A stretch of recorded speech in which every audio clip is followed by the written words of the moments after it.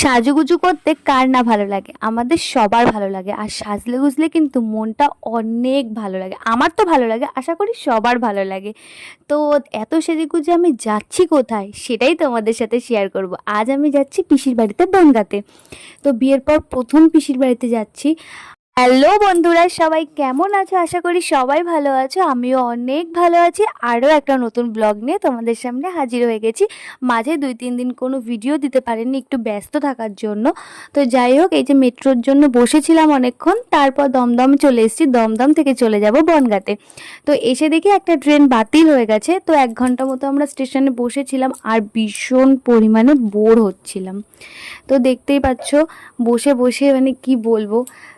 আর যা গরম পড়েছিল, এটা কিন্তু ঠিক যে যত বৃষ্টি হচ্ছে ততই বেশি গরম বাড়ছে। তো যাই হোক, ফাইনালি ট্রেন চলে এসছে, আমরা কিন্তু ট্রেনে উঠে পড়েছি। আর এত পরিমাণে ভিড় ছিল, কি বলবো তোমাদেরকে, লোকজন যেন বসে আছি তো কি হয়েছে, একদম গায়ের মধ্যে হুমড়ি খেয়ে পড়ছে। তো যাই হোক, ফাইনালি পৌঁছে গেছি বনগাঁতে। তারপর চলে যাচ্ছি মানে পিসির বাড়িতে। আর তো মানে নেমে গেছি, মানে ট্রেন থেকে যখনই নেমেছি না, বিশ্বাস করো মনটা এত ভালো লাগছিল, এত ভালো লাগছিল যে অনেক দিন পর আসছি। একটা সেই আমেজ, মানে আগের মতন একটা ফিলিংস হচ্ছিল। তো যাই হোক, এই যে তোমাদের সাথে কথা বলতে বলতে আমি চলে এসেছি। এই দেখো আমার পিসি, ভীষণ মজা হচ্ছিল আজকে।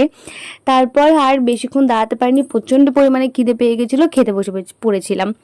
তো মেনুতে ছিল ডাল, ভাত, আলু ভাজা আর চিংড়ি মাছ দিয়ে মোচা, তার সাথে মটন স্যালাড।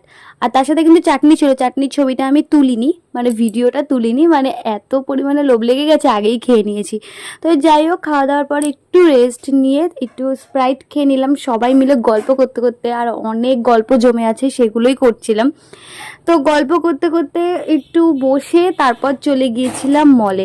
আর মলে গিয়ে সেরকম একটা ভিডিও তুলতে পারিনি, ওখানে নাকি অ্যালাউ ছিল না যে ভিডিও করা, তবুও চুরি করে একটু করে নিয়েছিলাম, সেটাই তোমাদের সাথে শেয়ার করে নিলাম।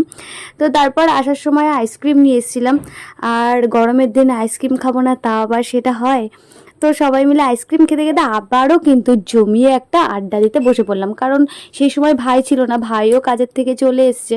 তারপর বসে বসে সবাই মিলে একটু গল্প করছিলাম। আর আমি খাবো না ভিডিও করবো, আমাকে বলছে আগে খেয়ে নে তারপর ভিডিও করবি। আমি বলছি না, আগে যদি ভিডিও না করি তাহলে খাবো কি। তো আজকের ভিডিও এখানেই থাক।